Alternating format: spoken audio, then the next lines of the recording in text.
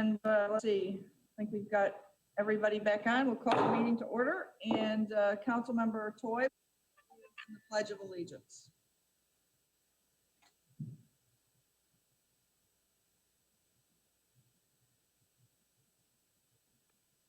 I pledge allegiance to the flag of the United States of America, one nation, under God, indivisible. Thank you. Thank you. All right. Thank you, Councilmember Toy. Good evening and welcome to the August 17th study session of Livonia City Council. This meeting sets the agenda for the 1,904th regular meeting, a voting meeting that will take place on Wednesday, September 9th, 2020. We have all members of the council with us this evening. I do not have any announcements to make. Does anyone else from the council have any announcements that he or she would like to make this evening? All right, seeing none, I'll go to the audience. If anyone in the audience would like to communicate with the council on any item not on this evening's agenda, now is an opportunity to do so. All right, looks like we have one person, Anna Craigle. Good evening. Hello, my name is Deshaun, Knight of the Black Student Union of Schoolcraft, and I'm willing to speak on previous issues that have been addressed. I've been to several of your council meetings, and this is my first time calling in at Zoom. I was at the public meeting. That was allowed when you guys were doing in person, but I still think my voice needs to be heard as I'm the voice of not just the Black community, but Black youth. I would want you guys to hold these police officers accountable for their wrongdoings, hold them for the wrongdoings of doing public indecency, humane actions, and just not upholding the law that they so seem to covet. Racism is a public health crisis, and I would like you to address it. If our governor can do that, it seems like the city of Livonia can do that at the very single least. Thank you for your time, and I hope y'all are on the right side of history. Thank you. Would anyone else like to address the council?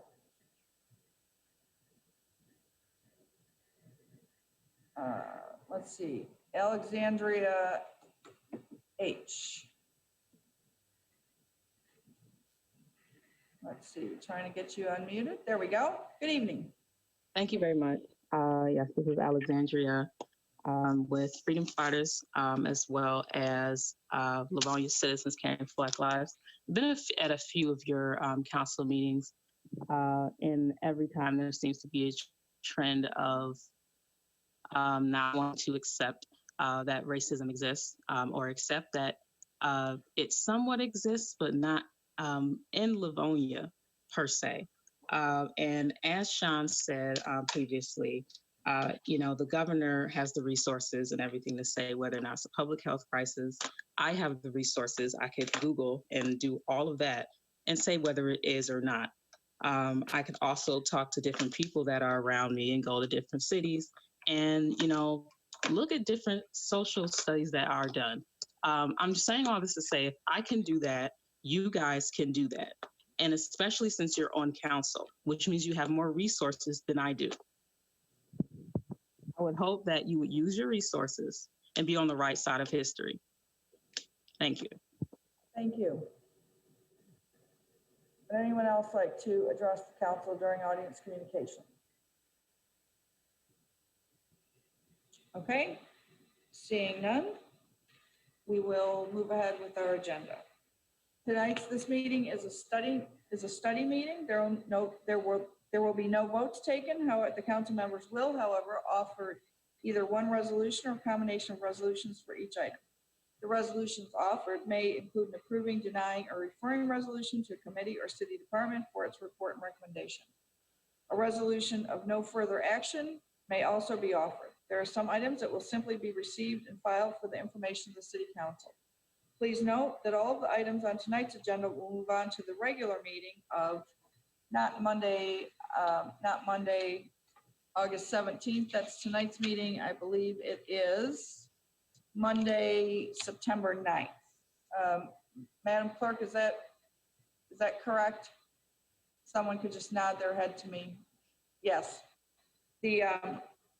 meeting of Monday, September 9th. Well, they will officially be voted on. Madam President, Wednesday, September 9th, Wednesday. Wednesday, September 9th. Thank you very much. Labor Day. Not only are you an outstanding engineer, you're very good with calendars too. Thank you, Mr. Sick. All right. If you would like to participate in any of the agenda items that are taken up this evening, please use the raise hand button on Zoom or press *9 on your phone to be called upon when the item is called. You will be recognized at the appropriate time. Generally, the petitioner, whether that is the city or private entity, will make the initial presentation followed by remarks from those in the audience who wish to speak. When you are called upon, please state your name and address for the record so that your remarks may be properly attributed to you in the minutes for this meeting. This will also let the audience and the council members know who is speaking to the item. And with that, we will move ahead with our agenda, beginning with item number 1. This is a new business. Request for approval of appropriation and expenditure and award of contract. This comes to us from the Department of Parks and Recreation to execute a contract with WT Group for ADA facility audits and developing a transition plan to improve accessibility in the city's park system from budgeted funds to be reimbursed by grant funds from Healthy Livonia. Good evening, Mr. Davis. Thank you, Council President McIntyre. Good evening, everyone. Ted Davis, representing Parks and Recreation Department. We are asking for council to approve an accessibility audit via WT Group that specializes in this product. We're also asking that council approve a grant from Healthy Livonia and the total project amount of $43,277 that would reimburse for the entire project. This project would, because it is unbudgeted, it would come out of 208 balance initially, and then be reimbursed through the Healthy Livonia grant. I'd be happy to answer any questions council might have on this. Sorry, I gotta flip back over. Vice President Barr. Thank you, Madam President. Ted, thanks for being with us tonight. And I don't have an issue with this. I do have a question though. Is it normal to, in this case, we're spending the money and then it's going to be reimbursed by the grant from Healthy Livonia? Isn't it typically the other way around, or am I not remembering correct? I'm just asking a process question. I'm not challenging you. Yeah, Councilman Barr, typically what we see with grants, Wayne County is another example of this, where the city initially puts out the money and then is reimbursed for that. Same thing with MEDC, which we've had in the recent past. So it's pretty much the norm that we initially front the money and then are reimbursed. Okay, thanks for refreshing my memory on that. All right, Councilmember Jolly. Thank you, Madam President. I'll just say I think this is a great project. There's no reason that we would not do it. When a lot of us were here and Healthy Livonia first got kicked off, it was the hope that this would be an organization and an agency that would contribute in these ways. I think it's a great partnership between us, St. Mary's Hospital, Livonia Public Schools, the Chamber of Commerce, and all kinds of well-intended and caring folks. So I'll be supporting this, and I will offer, if Scott didn't do it already, approving for consent. I don't think he did, but I may be mistaken. Thank you. No, I don't believe Vice President Barr did offer an approving resolution. Councilmember McCullough. Thank you, Madam President. Just to touch base, through the ADA, I know it's not required to have these kind of audits done. So taking an approach is something that I applaud and value to see happening in our city. A lot of our parks and infrastructure are dated. And so taking this proactive approach, I think is very commendable. And, even the little research I did on the WT group, they specialize specifically in creating, long-term needs assessments on ADA transition. So this is great. I'm looking forward to see, the list of capital expenditures that will probably be forthcoming. But I definitely think getting our parks ADA compliant should be a huge step in the right direction. Thank you, Councilmember McCullough. Anyone else? Anyone from the audience? All right, with that, we will move on to item number 2. This is a request for authorization to purchase one 2021 Ford Transit Connect van through the State of Michigan bid process. This comes to us from the Public Service Division to replace a vehicle used by the city clerk's office from budgeted funds. Madam President. Yes, Vice President Barr. We're replacing a vehicle from 2008 that's got a lot of issues. There's a definite need for it in the clerk's office. I'll offer this for consent if there's no objection. Approval, sorry. Councilmember McCullough. I agree with Vice President Barr. I just want to touch base that, this is through what we call the My Deal program, and that is a state procured contract so that we can leverage as a city to get the best pricing. And I know it goes through multiple different avenues. And so just to kind of say this is being fiscally responsible, we're getting the best pricing that's out there. All right, thank you. And that was on consent, correct? Vice President Barr? Okay. Item number 3 is a request for the release of obligation termination of the contract with Simple Recycling. This comes from the Public Service Division. To be released from the contracted 0.01 cent, 1 cent per pound payment to the City of Livonia for March, April, May 2020, and termination of the contractual per pound payment from June 1st, 2020 through August 12th, 2023 due to operational challenges related to COVID-19. This was Council Resolution 270-19.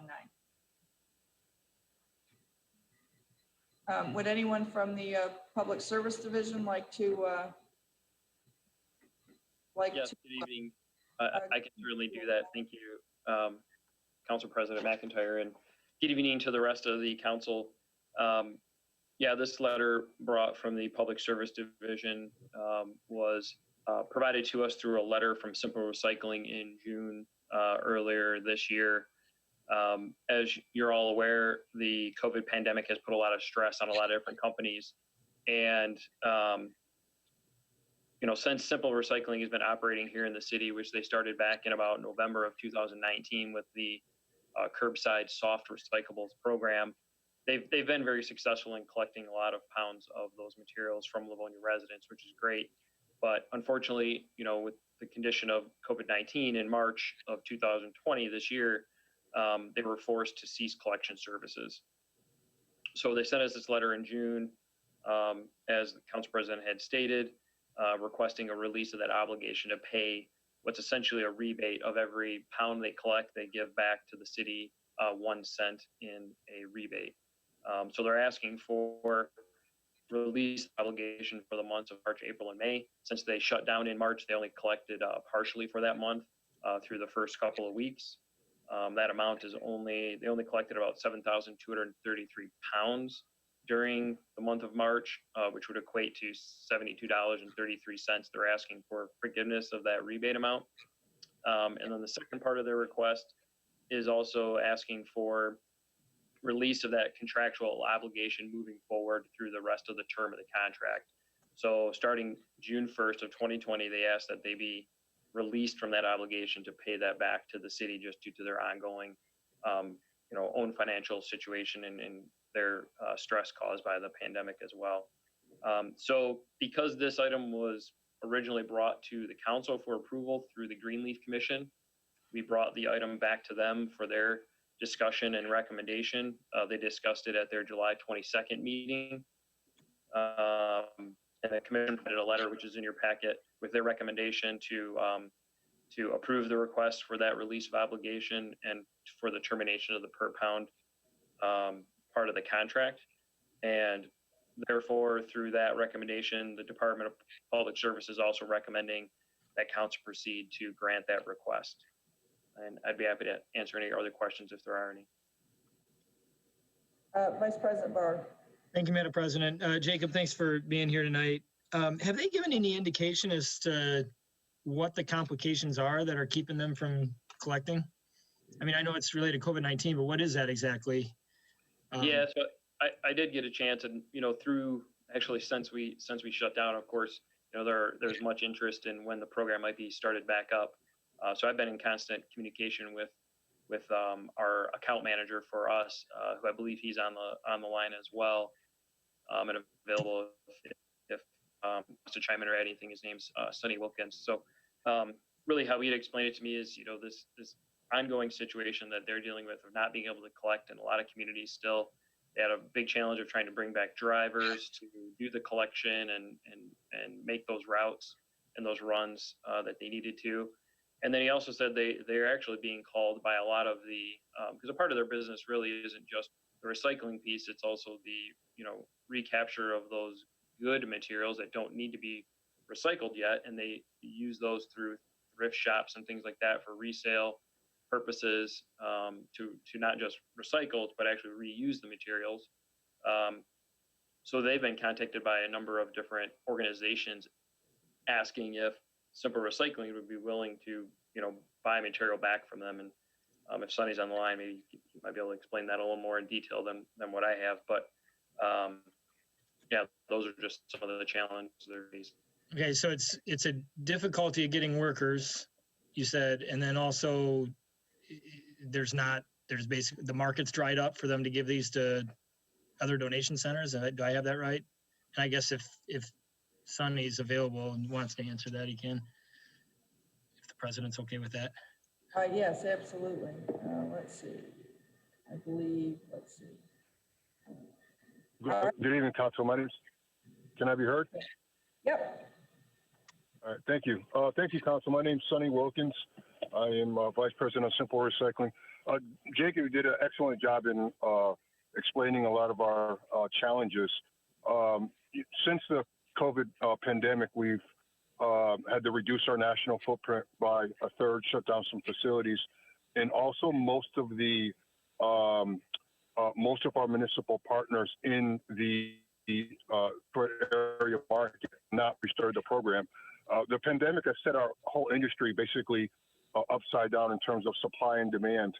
And, there's just an abundance of material, and the downstream market can't process it fast enough. So one of the issues that we have is in collecting the material now is not being able to push it through and thereby holding it, which is increasing our cost tremendously. It's not part of our business model. So in order for us to keep the program free for the municipal partners that we want to continue the program with, one of the ways that we're able to do that is to take away the penny per pound rebate. So, when the market's a little bit better and we're over our challenges, we fully intend to restart the program in Livonia. It's been very successful since the beginning, and the community is a very important part of that market. I don't know exactly when that's going to be, but that's the reason for the ask. And this ask on the rebate has been done company-wide over all of our partners. Thank you for explaining that. That makes sense. And I can certainly understand, because I'm one of those people that did a lot of clearing out in the early days of this pandemic, and waited in line at Salvation Army and then Goodwill trying to find somebody that would take a bunch of stuff. And I actually have several of those orange bags in my basement stuffed with things that I couldn't donate, that I thought, oh, here's my chance to use Simple Recycling, and I'm disappointed not to be able to use it. So we'll look forward to when you restart. I have one final question, and I'll hand it off to someone else. Jacob, just refresh my memory, when we approved this, is this the type of thing that goes on indefinitely, or is there a certain point at which we said we were going to revisit this, and we have to offer them approval to keep going? I'm just trying to remember what the structure of our approval was. Yeah, so it was a 3-year term of the contract for the program with them. So it would go through, I believe it's August of 2023 would be the expiring term of the contract. All right. Well, Mr. Wilkins, I'll hold on to those orange bags, and hopefully you guys will be back online soon. So thanks. Very much appreciated, Mr. Councilman. Thank you. Councilmember White. I think Mr. Wilkins answered my questions. I really wanted to know if the plan was to start up again in Livonia when the time is right, and also were their expectations met in terms of the early start of the program before the pandemic, what the expectations were as far as Livonia residents getting on board. And it sounds like those expectations were met. Is that correct? Yes, ma'am. Thank you. Those were my issues. Thanks. Madam Pre- All right. Councilmember Toy. You're muted. Councilmember Toy, unmute. Thank you, Madam President. I have a few questions. Did I hear you say, sir, that you were still going to continue at all between now and for 3 years? Yes, ma'am. We certainly intend to restart the whole Detroit market at some point. We're waiting for the market to sort of balance itself out so that way we can, because our business model is to collect it and being able to move the material immediately. And if we collect now, we would just basically be storing it. And so the retail lender and the foot traffic being down because of the COVID and things like that, it's really hard to say when that market will balance out. But we certainly intend on absolutely 100% continuing the program. Okay, so for 3 years, you want us to just void the entire contract then? Is that what I hear you saying? No, ma'am, not the entire contract, just the On the rebate contract. portion. Right. I'm just sorry, the I rebate was- portion. I spoke over you and I didn't hear what you said. Just the rebate portion of Okay, so you the want program. us That's it. not to collect the money, but you want to continue when you want to do that, right? Yes, we're asking all of our municipal partners to forego the rebate portion of the program. We still believe, ma'am, that the program is very beneficial through the diversion of the material with the reduction of the tipping fees and things of that nature. So, you know, we want to keep the program free, and that's going to be one of the ways that we're able to do that by the redaction of the rebates. Geez, you know, I'm in business as well, and, you know, I'd love to have that opportunity to back out and not fulfill my contract because of hard times, which I've had a lot of hard times in our business right now. But to grant you 3 years of non-payment to the city kind of bothers me, especially if you're going to collect goods from our residents when the time becomes right within that magic window that you're suggesting by 2023. I've got a little bit of a problem. I'm sorry with it. You know, there were grants around. I realize your markets have dried up. That's traditionally true of a lot of recycling programs as we look at them, even on plastics and things. And I realize yours is unique, but I really have a problem having our residents that were very enthusiastic for this program and very excited about it, sir, to when you start up again, you know, so that we just ignore collecting any money from it whatsoever, if I'm hearing it correctly. I don't know if that's good business practice, to tell you the truth.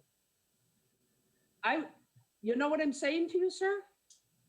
Sure. No, absolutely. I understand the concerns, and we had an agreement, and the program started in a particular way. We still want to provide the service to the residents. And again, ma'am, it's a no-cost program where we're, you know, collecting these goods and still benefiting the city by the reduction of the normal trash and tipping fees that you would normally incur.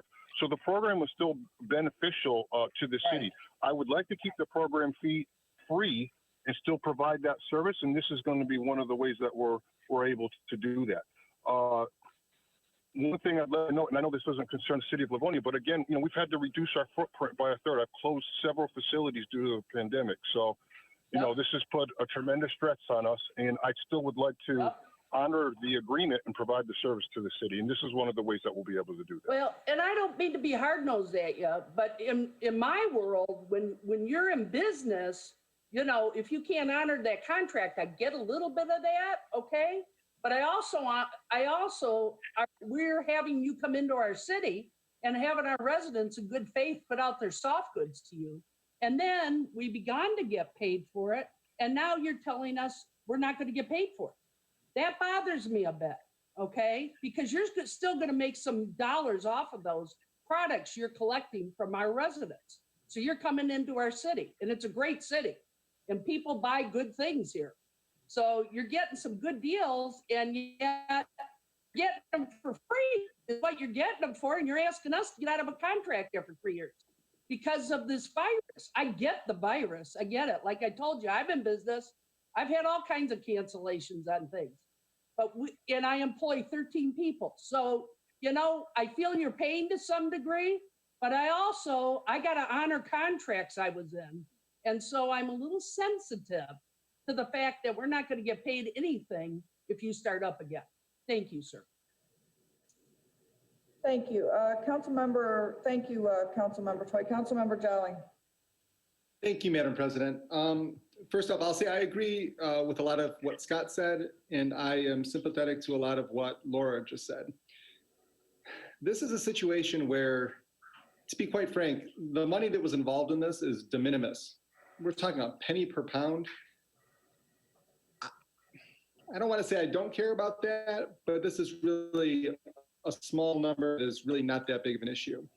What I'm finding, though, more and more we talk about this, the more and more I understand the business model. And although you are providing a service where you're picking up things at people's houses, so are the Vietnam veterans, so is St. Vincent de Paul, so is the Salvation Army over here in Livonia makes available drop-off. And I understand that, well, to be quite frank with you, I think the way I understand this anyway is that you are picking up items and that you're largely going through them and redistributing them. When we first had this before us, I asked a question in regards to the actual recycling process. And the answer I got for that was that, I understood it anyways, to say that not a whole lot is actually being recycled per the technical definition of what recycled is. So I'm sitting here now wondering, how are you any different from the organizations that I just listed off, other than that you are a for-profit business and that you are partnered with the City of Livonia in regards to this? Because to be quite frank with you, at this point, if there is no, even though de minimis amount of money coming back to the city in regards to this, I don't know why we're partnered with you when there are other nonprofits that have served this community well for decades and decades and decades, especially if I understood you correctly tonight, you're picking up the product and then selling it or redistributing it to these agencies to sell at their shops. Do you have any comments on that, sir?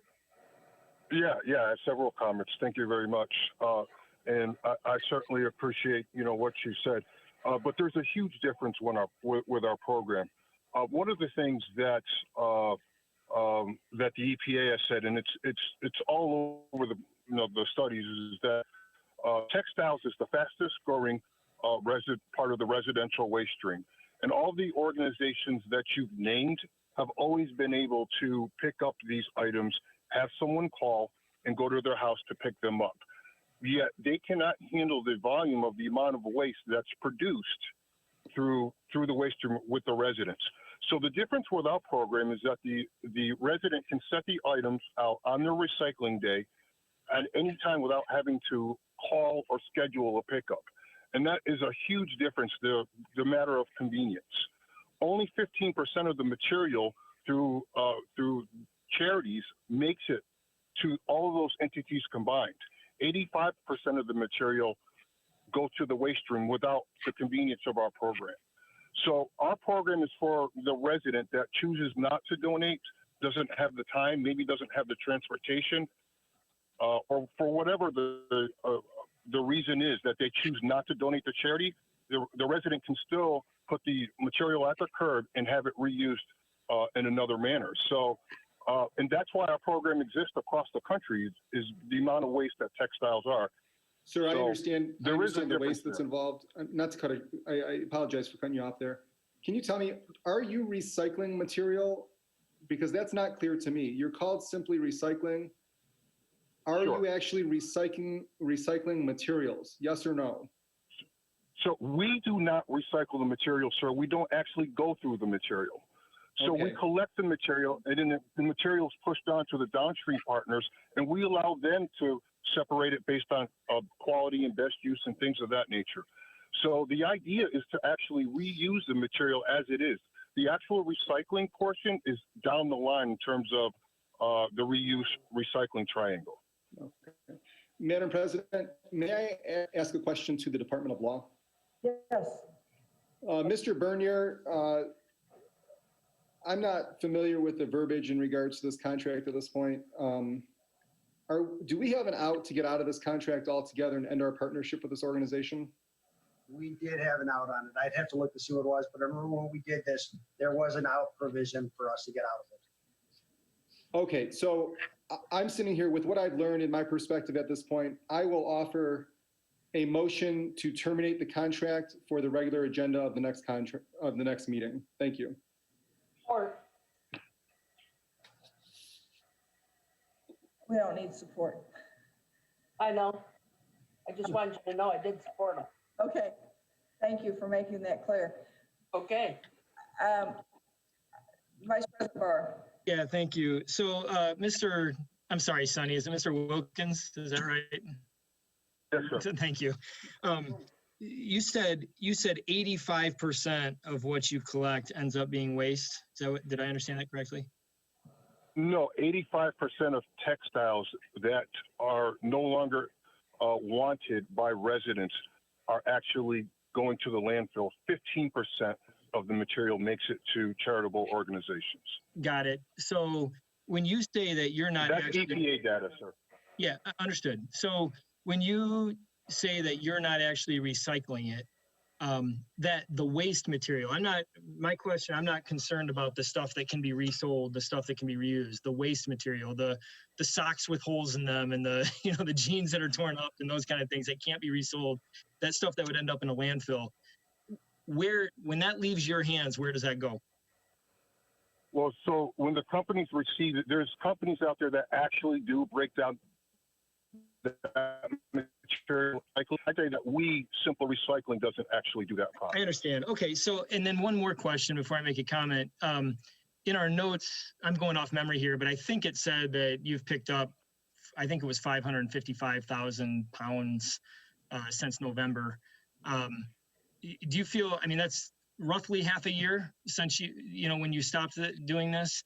Do you feel like that's similar to the rate of what you would have normally been doing? Are we looking at roughly 1 million pounds a year out of Livonia? I think that would sound about right. I think the way that the program works typically is when the program is new, you have, a high participation rate, people are getting their stuff out. And then the longer the program goes, there's a certain point where it sort of levels off because people are using it intermittently. I'm not sure that in that 4 months that we were able to actually get at that point where it would level off. So I wouldn't really be confident to say it would be 1 million pounds, but I'm not sure exactly where that level off point would have settled. I need to correct myself. I was way off. I don't know where that number came from. It says 7,000 pounds in the last 6 months.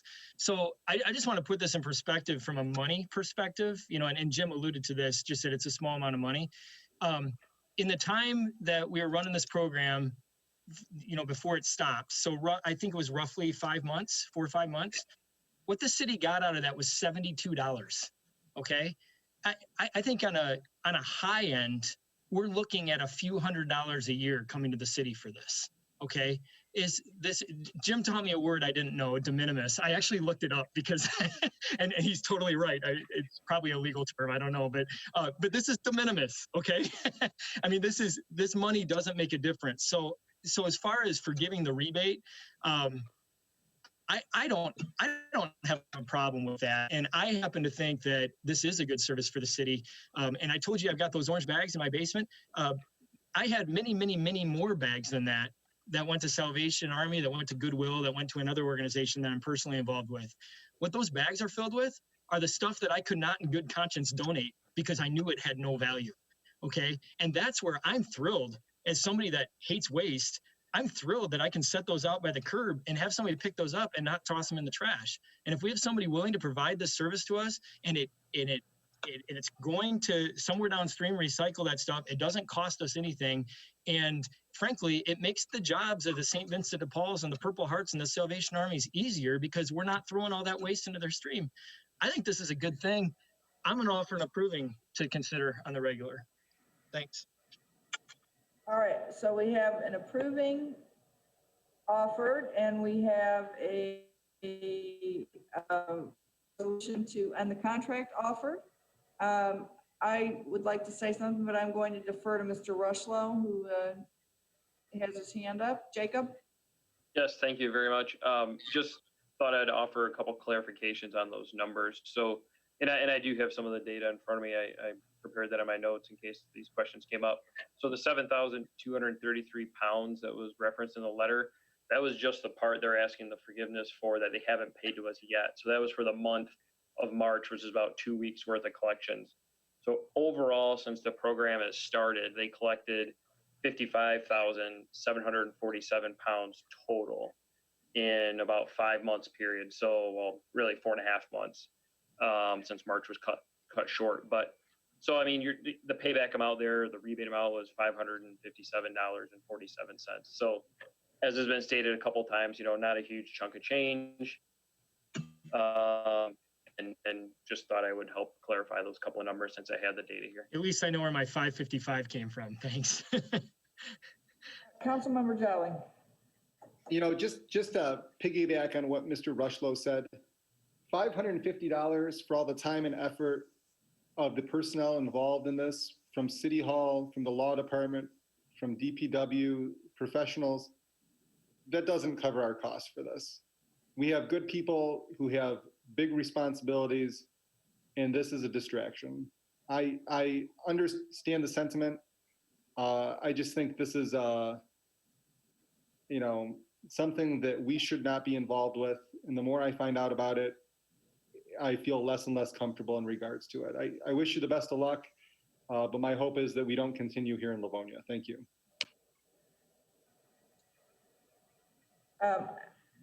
If no one else would like to speak, I'd just like to say that when we had the discussion about this, I guess it was last year, and I'd asked if we could try it on a year basis, and that wasn't possible.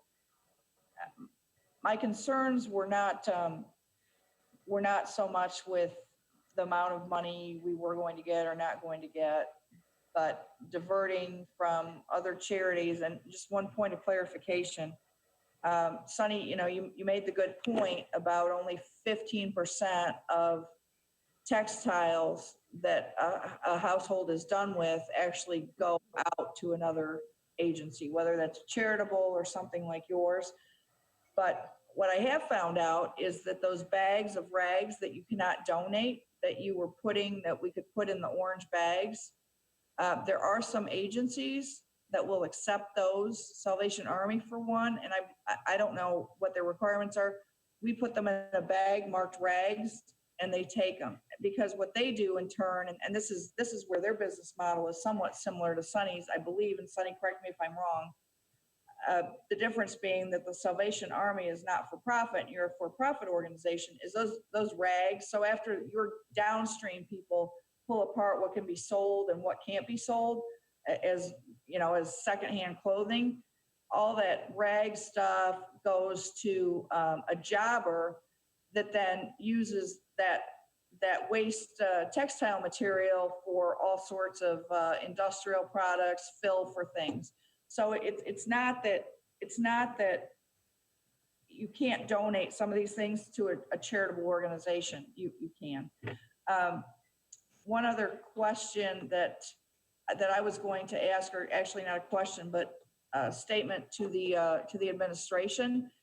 If we aren't going to move ahead with this project, I suspect that many people, and Mr. Vice President Barr alluded to this, have bags of things set aside for when the program was going to be resumed, including things like shoes that were not in a condition that could have been resold in a thrift store. I would like the city, if we do terminate this, to find out where, if anywhere, those sorts of items could be donated. I know the rags can be donated to Salvation Army. I don't know if there are other places for, like the shoes that are only good for scrap material. Mr. Jolly. I forgot to lower my hand, Madam President. I apologize. All right, so we have a resolution to get out of the contract, and we have another resolution to release the company, Sonny's company, from its contractual obligation to pay us a cent per pound, but to re-engage in the project once Simple Recycling is able to pick up again. All right, and if there's nothing else and no comments from anyone else in the audience, we will move ahead to item number 4. And this is a request for additional appropriation and expenditure. This comes to us from the Public Service Division for an additional annual amount of $30,000, increasing the not to exceed annual amount to $50,000 in order to provide as needed environmental engineering services related to the city's landfill from budgeted funds. And this is Council Resolution 257-19. Mr. Roroff, Jacob, I'm not sure who's going to speak to this item.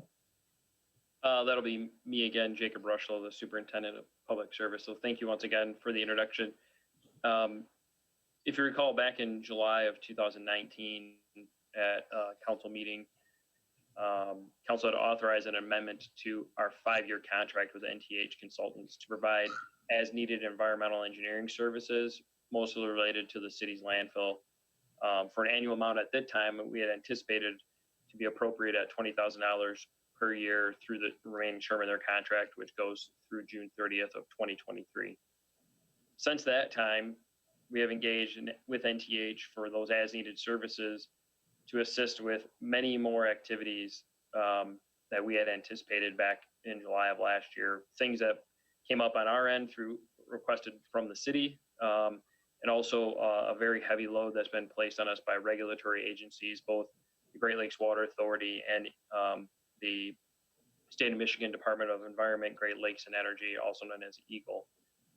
So those requested items or required items are what's causing us to come back for you tonight and ask for additional funds to be added to their amount not to exceed for as needed services. And I mean, just some of the examples of things we've been asked to do or been required to do include things like our PFAS best management practices that we had to start monitoring and reporting to Great Lakes Water Authority through what comes out of our leachate from the landfill to the sewer system that goes to the Great Lakes Water Authority treatment plant.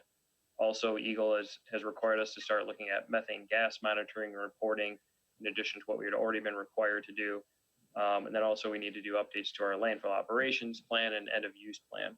So those are just a few examples of things that are pretty big tasks that we had not anticipated, even being on the horizon or knowing that we would need to do when we came to you last year in July. So based on that, what seems to be an ever-growing list of regulatory requirements with the city landfill, it's the recommendation of the Public Service Division to Council to proceed to approve that additional appropriation and expenditure in the amount of $30,000, increasing the previously approved not to exceed amount up to $50,000 from funds that are budgeted in the contractual services for landfill remediation for payment to NTH for those services. With that, I'd be happy to answer any questions. Council? Councilmember White. Because these are regulatory obligations, we really, we need to spend these funds obviously for legal reasons, and I have no problem offering and approving on consent if there's no objection. Thank you. Vice President Barr. Yeah, one question for you, Jacob. The contract that we amended back in 2018 or 19, I guess, can you prior to the beginning of that contract, that we've been doing this with OHM for years, right? I mean, even prior to that. This is this one's not OHM, just to clarify. Oh, am I mixing up? NTH, I'm sorry. Yeah, this one's NTH. So we actually just brought them on a year prior. It was 2018. We brought them on as our new environmental engineering consultant to assist with all things related to the landfill, which NTH is really very, very well known in the industry as being a go-to consultant for that type of service, which is why, and we actually went out through a QBS process back then too, if you might recall, in doing that and ended up selecting NTH as the consultant. So that was a 5-year contract that was signed in June of 2018. So that 5-year contract would go through a term ending June 30th of 2023. Right. So I guess my question is, were we not paying for this type of service prior to 2018? Was that the first time that we started doing this? I believe, as far as I know, because Okay. I've only been here since 2017, but I don't know offhand what had been done previously for like as needed services. That's okay.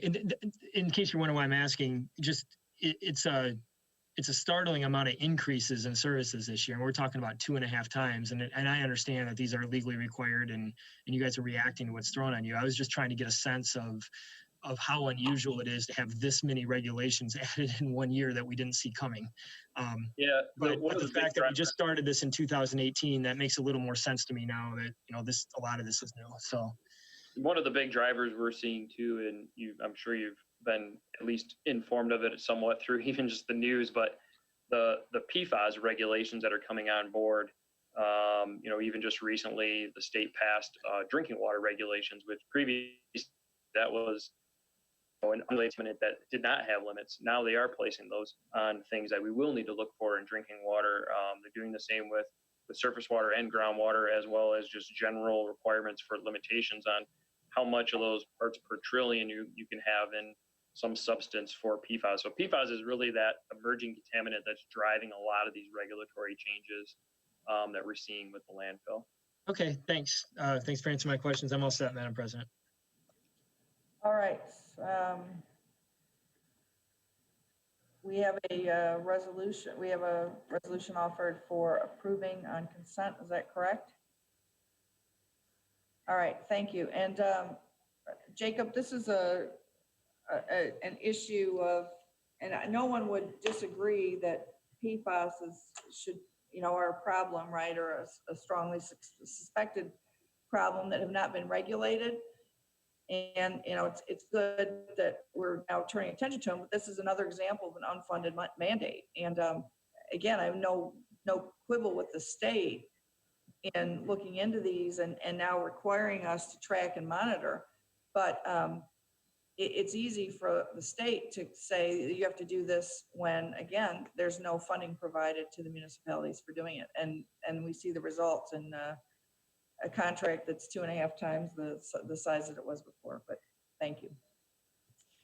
All right, we will move ahead then with, this is another award, this is an award of contract, item number 5, also from the Public Service Division, using the Qualification-Based Selection QBS contract with OHM Advisors to provide professional engineering services to prepare the America's Water Infrastructure Act of 2018, AWAI Risk and Resilience Assessment and Energy Response Plan, ERP, is required by the Environmental Protection Agency, also known as the EPA.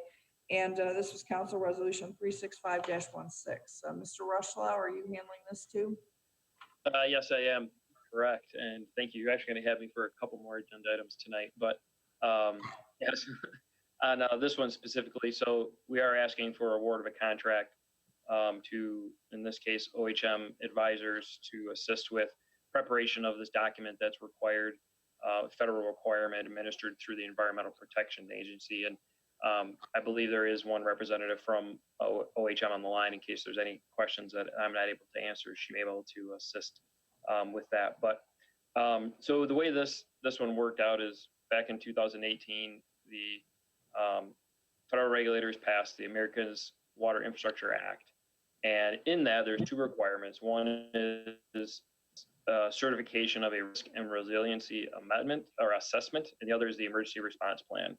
So the first document that's due is what's known as the RRA, the Risk and Resilience Assessment. And that's intended to assess the risk of our water system, basically from malevolent acts, such as like a natural hazard from malevolent acts and natural hazards, as well as the resilience of our pipes and other components of the water supply system. The environmental response plan focuses more on strategies, resources, plans, and procedures that water systems can use to prepare for and respond to an emergency incident. So this is definitely something that is a good document to have. and we think OHM is a great asset to have on our team. They're very familiar with our water distribution system. You know, they recently prepared our water reliability study. They did our general plan update, our asset management plan, and our drinking water revolving fund project plan, all within the last few years. And they were definitely a big part of preparing that drinking water fund to help us get that low interest loan for those water main improvements. OHM also maintains our water system model and helps perform hydraulic analyses to assist us with our normal operations for efficiency in the water system. So with all that, it's really in order to proceed with the project and fulfill those requirements to the EPA in compliance with the America's Water Infrastructure Act, we recommend council proceed with award of this contract to OHM Advisors in an amount not to exceed $56,500 for professional engineering services to be provided with respect to the project, and authorization of the additional appropriation and expenditure from the unexpended fund balance of the water and sewer fund. With that, I'd be happy to answer any questions.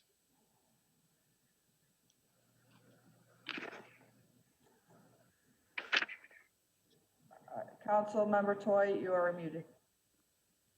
Please unmute. Sorry, There we Madam. go. I'm very sorry. I'll offer an approving. All right, any comments? All right, anyone from the audience? Seeing none, we have a approving resolution offered. Councilmember Toy, would you like that on consent? I'm sorry, Councilmember Toy. Yeah, if that's convenient, that's fine. I just wanted to, if I may, I just wanted to thank Mr. Rushlow and Mr. Roth and others over at DPW. I mean, my neighbors had tree limbs out and some debris, and I'm telling you, within 24, 48 hours, everything was cleaned up and tidied up, and I just, hats off to them. They've done a super, super job this summer, and other summers too, but you know, being home more, you notice it more. And I just wanted to say thank you to all those workers in there and their guidance as well. Thank you, Madam President. Thank you. And did you want that on consent? Sure, fine. Okay. Sure. All right, thank you. Moving on to item number 6.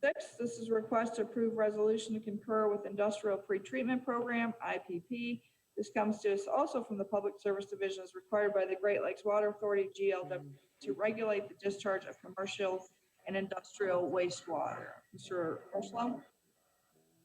Thank you once again. So recently the Great Lakes Board of Directors had passed a resolution to add language to their rules regarding regulation of PFAS compounds, which is what's in front of you. This resolution concurring with those rule changes. They require that the governing body of every municipality whose wastewater flow goes to the Great Lakes Water Authority treatment system, also known as the Water Resource Recovery Facility, must pass this resolution and adopt that set of rules. So it's our recommendation that council proceed to approve the attached resolution to concur in the rules and regulations concerning the industrial pretreatment program as adopted by the Great Lakes Water Authority. And I'd be happy to answer any questions. Council? Councilmember McCullough? Thank you, Madam President. I'd be happy to offer an approving for consent. If there's objections. Any objections? Councilmember Toy? If you wouldn't mind, could you put that on the regular as well? Sure, we'll put that on the regular. All right, so we have an approving resolution for the regular. All right, no comments from anyone else, and we will go to item number 7. This is a request to release entrance markers and landscaping bond and monuments and markers bond. This comes to us from the engineering division for the Livonia Manor 2 site condominium development located at 31700 and 31750 7 Mile Road in the southeast quarter of section 3. And this was covered under Council Resolution 296-14. Mr. Zelensky. Thank you, Madam President, council members. Again, this is just a bit of housekeeping. Now that they've completed their work out there, going to go ahead and release the bonds, the amount of $5,000 for the entrance marker and landscaping, and $700 for the monuments and markers. So with that, asking for your approval, since we are required to in order to release that money back to developer Leo Solve, any amount of $5,700. Any further questions, I'll be happy to answer those. Thank you. Approve it, Madam Chair. Yes. Councilmember Toy. Yes, thank you. I just offered an approving if that's Oh, okay. I'm sorry, I couldn't hear what you said. That's all right. I have a soft voice. I'm sorry. You do have a very soft voice. We're trying to coach you to. That's what my last boyfriend said. Whoa. Anyway, is that for consent? Sure, Madam Chair, consent, yes, ma'am. All right. Councilmember Toy has offered that in Sato voice for consent agenda. Seeing no objections, we'll place it on the consent agenda. At this time, we go back to the audience. If there's anyone in the audience who would like to communicate with the council on any item not on the agenda, now is an opportunity to do so. Councilmember Toy? I'm sorry, I know I'm not part of the audience, but it doesn't seem that we have a ton of people coming forward. I just wanted to remind you, Madam President, that, and unfortunately Judy Prevey has left, but I believe this will be her last meeting before she leaves. So I just wanted to remind you that and wish her well, and I'm sure all of us do, and I'm sure we'll be doing other things for her, but anyhow, I didn't mean to bring it up when she's not here, but I forgot at the first meeting myself. Well, I don't know if we have anything else planned for her, so I think this may be, I think what you just offered, Councilmember Toy, may be the grand send-off for Mrs. Prevey. And of course, I'm just kidding. To quote my colleague Laura Toy, just kidding. Just kidding, yeah. I'm glad you mentioned this, and with everything going on, didn't think about it, and we've been talking a lot about Judy's imminent departure. It seems retirement, to be specific. It seems just, oh, there she is. There she is. She lives. It seems unbelievable, incomprehensible that the council will be able to go on and the meetings will be able to go on without Judy. And, you know, we're all very happy for Judy's impending retirement and very happy that she's going to have time to enjoy her retirement and her new home and all of those grandkids and time with her husband. But it's just, there are some people that just seem to be the backbone of an institution or a group of people. And Judy is the backbone, and she's the heart, and she's the brain, and she's the working hands, and she's everything. And I know that, you know, we will reconvene on September 9th, and so we'll go on. But it doesn't seem possible that it will without Judy.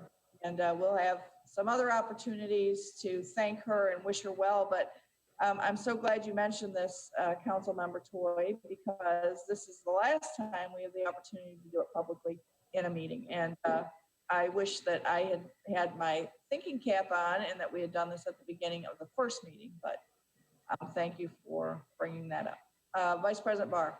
Yeah, I'm going to disagree with you on something, President McIntyre. I'm not happy about this at all. I'm playing with your words. I know what you meant. You just said we're happy for her. Happy for her, sad for her. Yeah, I know what you meant. I was just messing with your words a little bit. But Judy, I was trying to think what to say here, and with all the things spinning through my mind, I'm just going to keep it really simple. Thank you.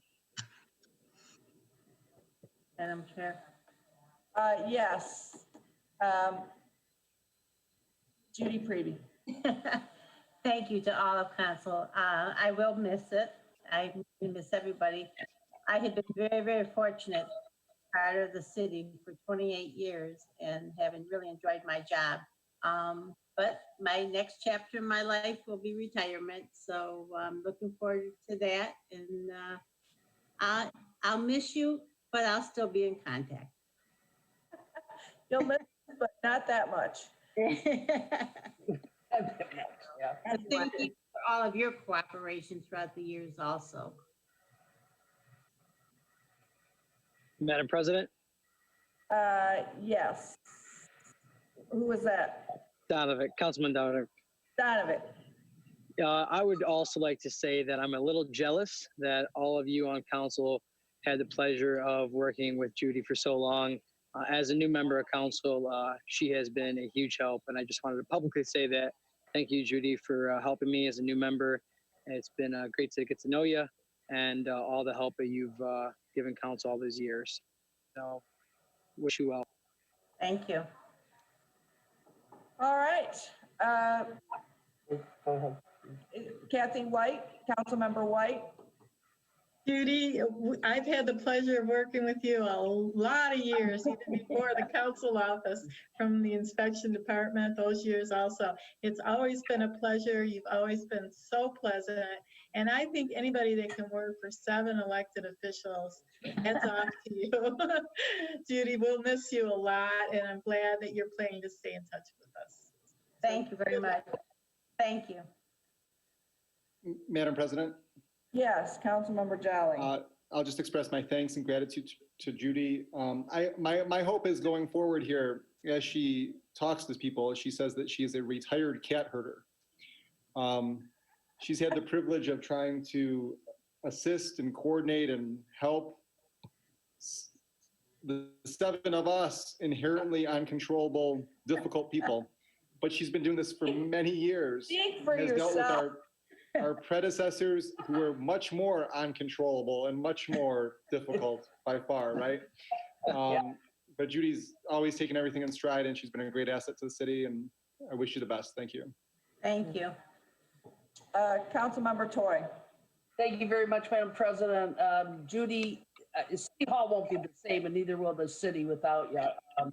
You have just been helpful, and you listen to my rants. You've listened to my Italian temper go up and down in 5 seconds and come back down, and you've just been a godsend for this city, and I really appreciate all you've done for all of us, and the city itself is just gonna miss you terribly, and I'll miss seeing you walking down 5 Mile. I never knew what that was all about until you told me we're getting exercise. So anyhow, but God bless you and your family, and you again and again and again.